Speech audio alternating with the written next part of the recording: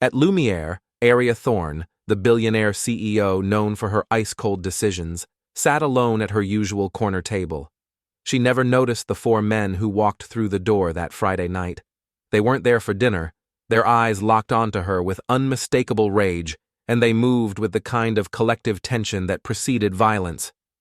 In that moment, the quiet waiter Jalen Cross, a single father who'd kept his past buried for 3 years, had to make a choice. What he did next surprised everyone, including himself. The warm glow of chandeliers cast soft shadows across white tablecloths at Lumiere. Friday nights brought the usual crowd: executives celebrating deals, couples dressed for anniversaries, voices kept low beneath the gentle drift of jazz piano. The restaurant occupied the ground floor of a glass tower downtown, its floor-to-ceiling windows offering views of city lights flickering on as evening settled. Jalen Cross moved between tables with quiet efficiency that made him nearly invisible. He'd worked the Friday dinner shift for 3 years, 7 until 11, and knew the rhythm by heart. Refill water glasses before they're half empty. Clear plates from the right. Smile politely, but don't linger. The job paid enough to cover rent and his daughter's school expenses, letting him pick Naya up from her after-school program every afternoon before his shift. He was 35, but looked older when tired. Broad shoulders kept slightly hunched, close-cropped black hair with threads of gray at the temples, rich, dark brown skin weathered by hard work, a beard grown to look different from the clean-shaven officer he'd been years ago. Most customers never really looked at him. That suited him fine. Aria Thorne arrived at exactly 8 o'clock, same as always. Jalen watched her hand her coat to the hostess and make her way to table 12 in the far corner. She came twice a week, always alone, always in a dark suit that looked expensive even from across the room. Her black hair was styled in elegant twists pulled back from her face, and she carried herself like someone who'd learned not to waste energy on unnecessary movements. Jalen had served her maybe 20 times over the past year. She ordered efficiently, ate quickly, and left generous tips without making eye contact.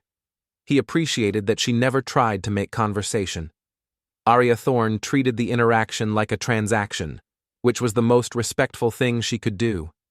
He brought her the usual bottle of sparkling water without being asked. She glanced up briefly, gave a small nod, and returned her attention to the iPad propped against the table's small vase of white orchids. Jalen moved back toward the service station. His phone buzzed in his pocket. He pulled it out carefully, checking that Vance Heller wasn't watching from the host stand. "Dad, can you come home early tonight?" He typed back quickly. "What's wrong?" "Nothing, just miss you." Jalen felt the familiar tug in his chest. Naya was 7 now, old enough to understand that he worked nights, but young enough to still want him home for bedtime stories. "I'll be home by 11:30. Love you." "Love you too." He slipped the phone away and picked up the tray of appetizers waiting under the heat lamp. Table 7. Lawyers celebrating something, their laughter getting louder with each round of drinks. He delivered their calamari with the same polite smile he'd perfected, then retreated. The front door opened. Jalen's attention shifted automatically. Part of the job was tracking new arrivals. 4 men stepped inside. They weren't dressed for Lumiere. Jeans and work jackets, one in a faded Carhartt coat with paint stains. The hostess approached with her professional smile, but something in their body language made Jalen stop moving. They weren't looking at her. Their eyes scanned the dining room like they were searching for something specific. One, the tallest, with deep brown skin, graying hair, and a hard jaw, spotted Aria Thorne's table, and his expression shifted into something sharp and cold. Jalen felt a familiar sensation crawl up his spine. The same alert he used to get on patrol, the instinct that separated routine calls from situations about to turn dangerous. He'd tried to bury that instinct when he left the police department 3 years ago, but apparently it hadn't gone anywhere. The 4 men moved past the hostess without waiting to be seated. They took a table near Aria's, chairs scraping loudly against the floor. Other diners glanced over with mild irritation. The men didn't open their menus. They just sat there, three facing Aria's direction, voices low and tense. Jalen picked up a water pitcher and moved closer, using the excuse of refilling glasses at a nearby table. "That's her," the tall one with gray hair. His voice carried barely controlled anger. "Thorne Ventures. That's the CEO." "You sure? I memorized her face from the news. That's Aria Thorne." "So what do? Just sit here?" "We let her know. We let her see what her decisions cost." Jalen's grip tightened on the pitcher. He looked at Aria. She was still focused on her screen, completely unaware. He needed to think. These men weren't here for dinner. Their energy was wrong, the kind of collective tension that preceded violence. But what could he do? Get them kicked out based on a feeling? Except Jalen had seen this before. The stillness before the storm. The way angry men gathered courage from each other until someone made the first move. And then the tall one looked directly at Jalen. Their eyes met for 2 seconds. Something flickered across the man's face. Recognition. Jalen's heart rate climbed. He looked away and moved toward the kitchen, mind racing. He remembered them now. A bar fight at a place called Rosie's on the south side, 5 years ago. Jalen had been first on scene as a patrol officer, broke it up before anyone got seriously hurt. They'd all been arrested, spent a night in jail, paid fines. But the tall one, Brakan, that was his name, had looked at Jalen during booking and said, "I don't forget faces, Officer Cross." Jalen forced himself to breathe normally. Maybe Brakan didn't recognize him. Different hair, the beard, 30 pounds heavier. But even if he did, this wasn't about Jalen. This was about Aria Thorne. One of the four stood up. The younger one, nervous energy barely contained. He walked toward Aria's table. Jalen's body moved before his mind caught up. He cut across the dining room, intercepting the man 3 steps before he reached her. "Sir, can I help you with something?" Jalen kept his voice light, professional, but positioned himself directly in the man's path. The man stopped. Up close, Jalen could see the desperation in his eyes, the kind from too many sleepless nights. "I need to talk to her. If you'd like to speak with another guest, I can pass along a message." "Just get out of my way." Aria looked up from her iPad, finally noticing. Her expression shifted from confusion to something more guarded. Brakan stood up. The other two followed. Jalen felt the situation crystallizing into something he couldn't walk away from. 4 against 1. A room full of civilians. A woman who had no idea she was in danger. All his training said to de-escalate, create distance. But there was no backup here. Just him, a water pitcher still in his hand, and 3 years of rust on skills he'd tried to forget.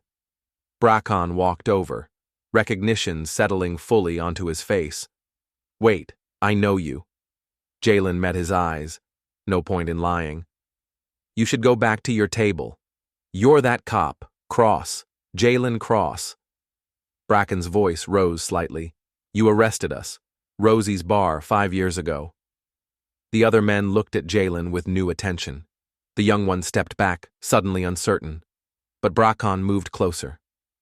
"Small world," Brakan said, something between surprise and bitterness. "You're a waiter now. What happened? They fire you?" Jalen didn't respond. He could feel Aria's eyes on him, calculating. "I asked you a question. I left the force. Now I'm asking you to sit down or leave. You're disturbing other guests." "Disturbing?" Another man laughed bitterly. "That's rich. You know what's disturbing? Losing your job because some billionaire pulls their money out of your factory. 200 people unemployed. But sure, we're the problem." Aria stood up. "What is this about?" Brakan turned to face her. "You don't even know, do you? Thorne Ventures. You pulled your investment from Morrison Manufacturing 8 months ago. You remember?" Aria's expression remained controlled.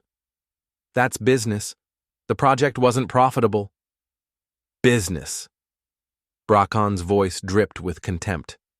You sit here in your $1,000 suit, eating meals that cost more than my weekly unemployment check, and you call it business?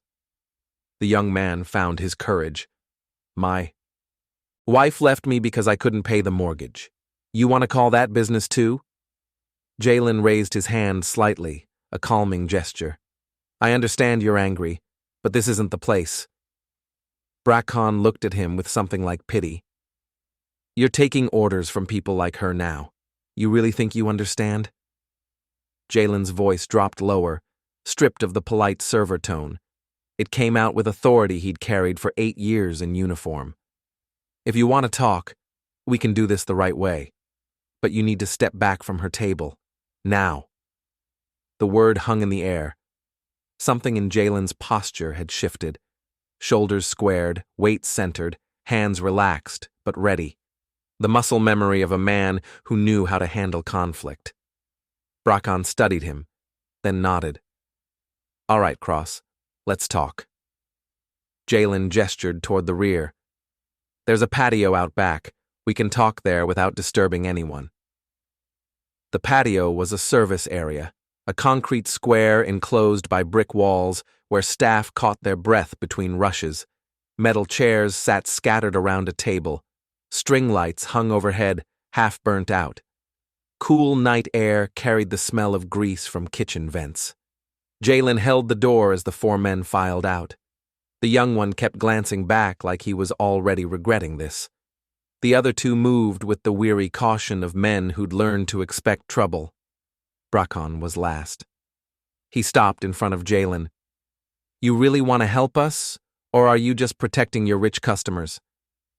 I want to stop this from getting worse. Too late for that. It's already worse. Has been for 8 months. The door closed, muffling restaurant noise. City sounds took over, distant traffic, a siren blocks away. Jalen pulled out a chair. Sit if you want. I can get coffee, water. We don't need coffee. Braccon stayed standing. We need that woman to understand what she did. The nervous young man spoke. I'm Silas Vereen. I worked at Morrison Manufacturing for 12 years. I was a welder. They put me on specialty pieces, custom orders that needed precision. I was proud of that work. The linebacker sat heavily. Orion Calder. I fixed machines. 20 years in that factory. The lean man with weathered hands remained standing. Tyron Marlowe. I ran 3rd shift. 52 people under my supervision. These weren't criminals. They were working men hollowed out by circumstance. Braccon pointed at Jalen. And you? You remember arresting us? I remember. You were professional. Didn't rough us up. Didn't talk down to us. That's the only reason we're out here talking instead of causing a real scene. His expression darkened. But don't think that means we trust you. Tyron spoke quietly. What happened to you? Why'd you leave the force? Jalen looked at them. Part of him wanted to deflect, but another part was tired of hiding. I was with the Community Intervention Unit. We handled situations where someone needed to de-escalate before violence happened. I thought I was good at it. He met their eyes. Then I got called to a domestic dispute. Husband had been drinking. Wife was scared. I talked to him, thought I'd calmed him down. So I left. The night air felt colder. Jalen could see it all again. The small house. The woman's eyes asking him not to go. 2 hours later, she was in the hospital with 3 broken ribs and a fractured jaw. He'd waited until I left. His hands were flat on the table. I couldn't trust my judgment after that, so I turned in my badge. The silence felt like understanding. Braccon finally sat. So you get it? What it's like to lose the thing you were good at. I get it. Silas leaned forward. My wife left 3 months ago, took our son. Every morning, I'd get up, put on work clothes, pretend I was going to a job. I'd drive to the library and fill out applications for 8 hours, then come home like I'd been at work. Orion shook his head. My daughter had to drop out of college. She works at Target now. She tells me it's fine, but I see how she looks at me. Tyron's weathered hands were clasped together. When Morrison shut down, the 52 people on my shift asked me what to do next. They trusted me to have answers. He looked at Jalen. I didn't have any. Jalen felt the weight of their stories. This was what Aria Thorne couldn't see from her corner table. I understand why you're angry, Jalen said. But going after Aria Thorne won't fix anything. Braccon's jaw tightened. So we're supposed to just accept it? There's a difference between making her listen and making her a target. You came here ready to intimidate her. That won't help. The door opened. Aria Thorne stepped out. Jalen stood immediately. Miss Thorne, you should go back inside. She ignored him, attention fixed on the 4 men. I overheard part of your conversation. Morrison Manufacturing. I remember that decision. Braccon stood slowly. The others did the same. Aria's voice remained steady. We pulled our investment because the factory was losing money. That's business reality. Silas's voice cracked. You keep using that phrase like it absolves you. I'm stating facts. Orion stepped forward. Here's a fact. 200 people lost their jobs. Not because they weren't working hard. Because you decided the numbers didn't look good. Did you ever come to the factory? Tyron asked quietly. Before you pulled out? Did you ever meet the people working there? That's not how investment works. We review data, projections. So no, you never met us. We were just data. Something flickered across Aria's face. Maybe the first crack in her armor. Jalen moved between them.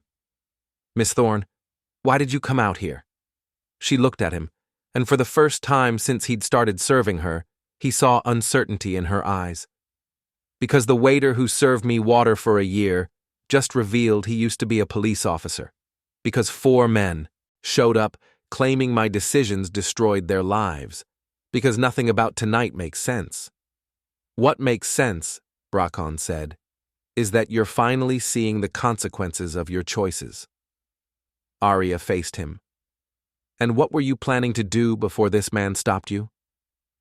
The question hung in the air. Braccon opened his mouth, then closed it. We just wanted to talk, Silas finally said. You wanted to intimidate me. 4 men approaching a woman dining alone. You knew exactly what that would feel like. Braccon's expression hardened. Good. You should know what it's like to have your security taken away. Jalen moved between them again. That's enough. You said you wanted to talk, so talk. Tell her what you need. What I need? Braccon's voice rose. I need my job back. I need to look my wife in the eye. I need to not wake up at 3 in the morning wondering how I'm going to pay the mortgage. I need my daughter back in college, Orion added. Silas's voice was barely a whisper. I need to stop pretending. Tyron said nothing, but the pain in his eyes spoke volumes. Aria stood very still.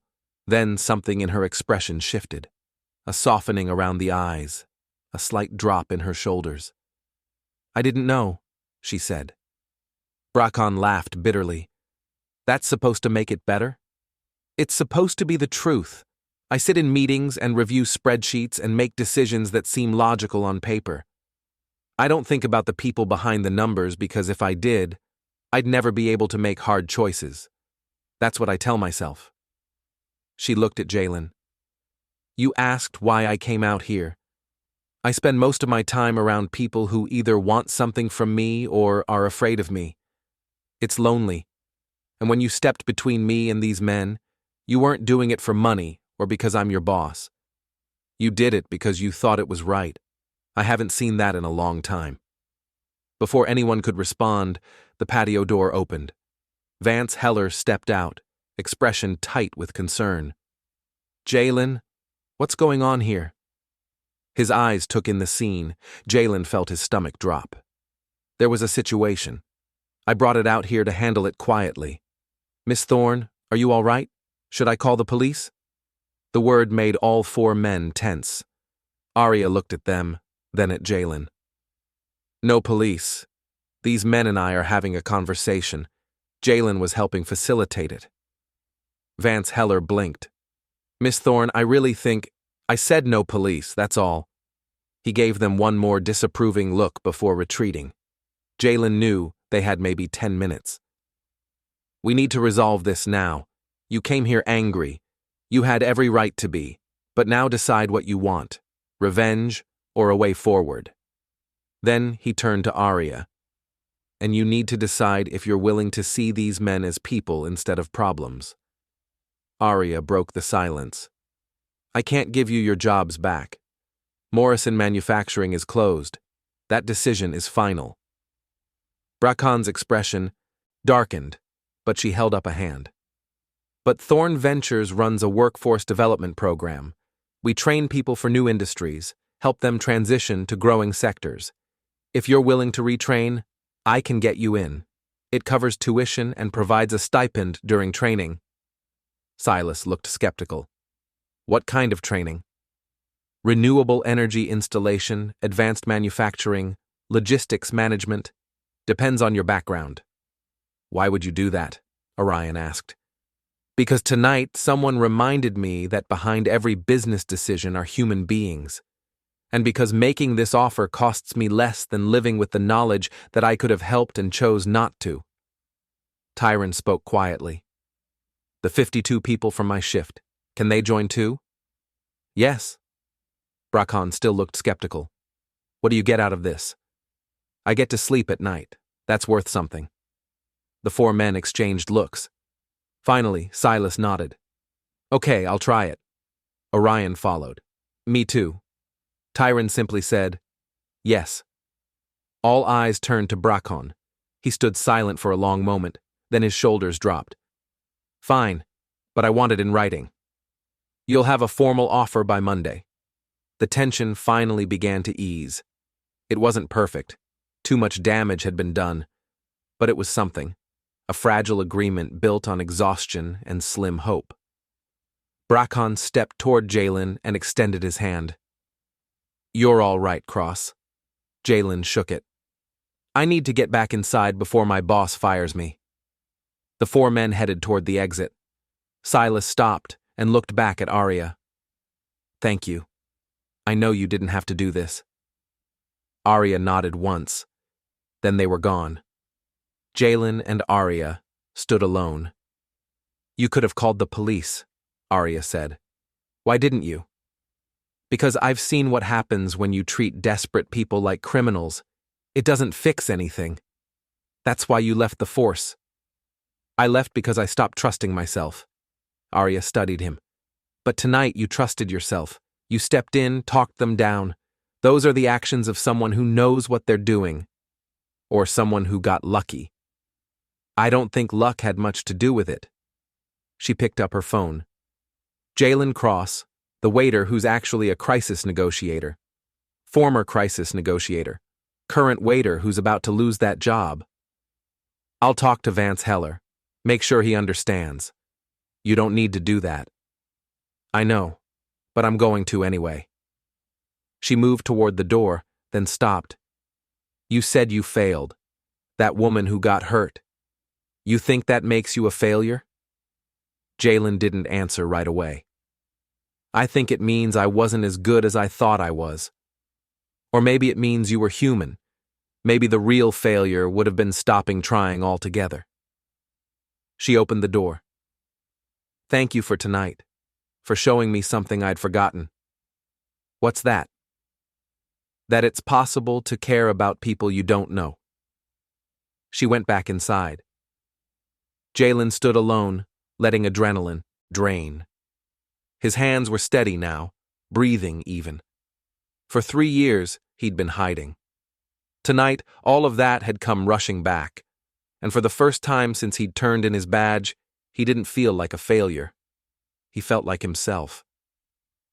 In Vance Heller's cramped office, the manager gestured to a chair. Miss Thorne explained the situation. 4 men came to confront her.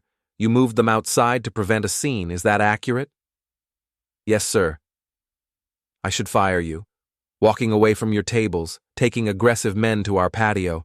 Any of those would normally be grounds for termination. Jalen nodded. But I'm not going to. Miss Thorne said you potentially prevented a violent situation. She also said if I fired you, she'd stop coming here. The words landed uncomfortably. Jalen didn't want to keep his job because of economic leverage. If you need to let me go, I understand. I've been running restaurants for 30 years. I know the difference between someone causing problems and someone solving them. Vance Heller leaned forward. Miss Thorne mentioned you used to be a police officer. Community Intervention Unit. You left that to wait tables. I made a mistake on the job. Someone got hurt because I didn't act fast enough. But tonight, you trusted your judgment. Tonight, I didn't have a choice. We always have choices. You chose to get involved. The manager stood. Get back on the floor. We still have an hour left. And Jalen, next time, come get me first. Understood. Walking to his car, Jalen checked his phone. A photo from Naya, a stick figure drawing with "I love you, Dad" in crayon, and a text from an unknown number. This is Aria Thorne. Vance Heller gave me your contact. I'd like to speak with you when you have time. I have a proposition that might interest you. Jalen stared at the message. Part of him wanted to ignore it, keep his life simple. But another part was curious. He texted back, "I'm free tomorrow afternoon." The response came immediately. 2-0, I'll send you the address. The next afternoon, the address led to an office building, glass and steel rising 20 floors. Thorne Ventures occupied the 15th. Aria appeared dressed casually, dark jeans, a gray sweater, her twists loose around her shoulders. She looked younger, less like a CEO and more like a person. "Thank you for coming. My office is this way." In her corner office with windows overlooking the city, she sat beside him rather than behind her desk, creating equality rather than hierarchy. "I've been thinking about last night. How you handled that situation. How you saw 4 angry men and didn't just see a threat. You saw people who were hurting. That's what I was trained to do. Most people don't have that training, and even fewer would use it for minimum wage." She leaned forward. "I want to offer you a job." Jalen had expected this, but hearing it still felt surreal. "I have a job. You have a job that underutilizes your abilities. I'm offering community relations manager for Thorne Ventures. Your role would be to interface between our investments and the communities they affect, to see the human impact of business decisions before those decisions get made." Jalen felt his pulse quicken. "I'm not qualified. I don't have a business degree. You're qualified because you know how to listen. You know how to de-escalate. You know how to see people instead of problems." She pulled out a folder. "This is the position description and compensation package. Take it home. Think about it." Jalen opened it. The salary made his stomach drop. More than triple what he made at the restaurant. Enough for a better apartment, to save for Naya's college, to stop worrying about every unexpected expense. But the number also terrified him. This wasn't just a job change. This was stepping back into a world where his decisions mattered, where he could fail again. "Why me? You could hire someone with actual experience." "Because last night when 4 men showed up ready to cause harm, you didn't call security or hide. You stepped forward and talked to them like human beings. That's not something you can teach. That's character. Can I ask you something? Last night when you offered those men the training program, was that planned, or did you make it up?" Aria smiled slightly. "Both. The program exists. But I'd never once thought about offering it to Morrison Manufacturing's people until that moment. You made me see them differently." "And that's what you want me to do? Make you see people differently?" "I want you to make sure we don't create more people like Brakan Hale and Silas Vereen, people who feel invisible and desperate because we couldn't be bothered to consider them." It was everything Jalen had thought he'd lost when he left the force, a chance to help people, to use his skills for something meaningful. But what if he failed again? Aria seemed to read his hesitation. "I know you're scared. That failure has been defining you. It should define me. I made a mistake with real consequences. And you learned from it. That makes you exactly the kind of person I need.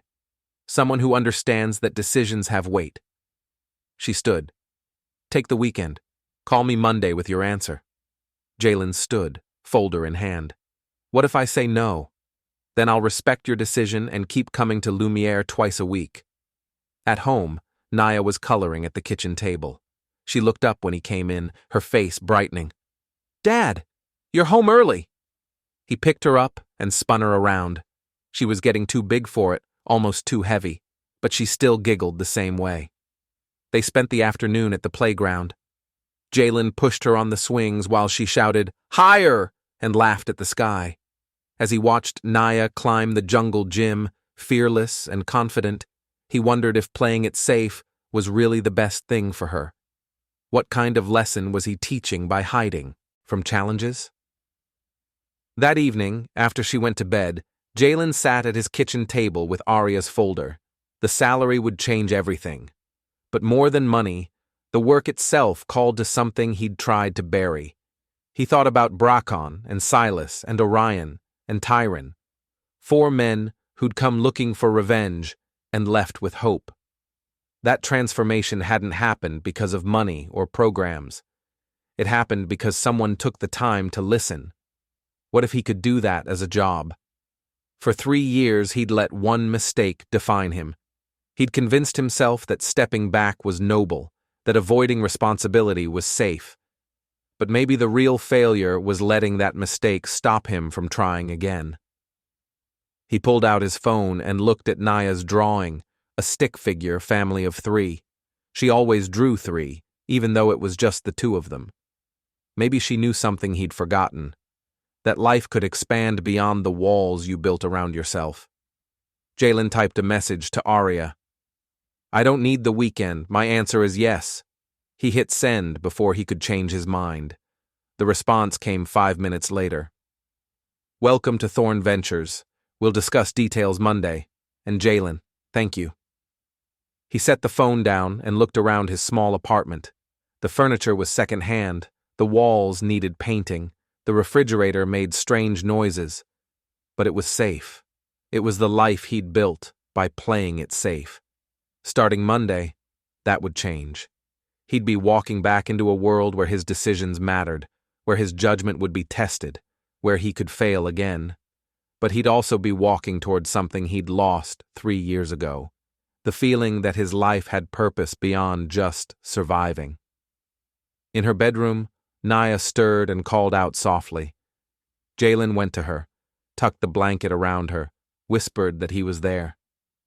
She settled back into sleep, trusting completely that her father would keep her safe. That trust terrified him, but it also reminded him why he couldn't keep hiding. Monday would bring new challenges, new responsibilities, new chances to fail. But it would also bring new opportunities to help people, to use the skills he'd been given for something that mattered. Jalen looked at Naya's drawing one more time. The family of 3, the sun, the house, the flowers. Maybe she'd been drawing the future, not the past. Maybe she'd been showing him what could be if he was brave enough to try. He turned off the light and stood in the doorway, watching her breathe in the darkness. Tomorrow was Sunday. He'd spend it with her, savoring these last hours of the simple life he'd built. Monday, everything would change. But for now, in this quiet moment, he felt something he hadn't felt in 3 years. He felt ready.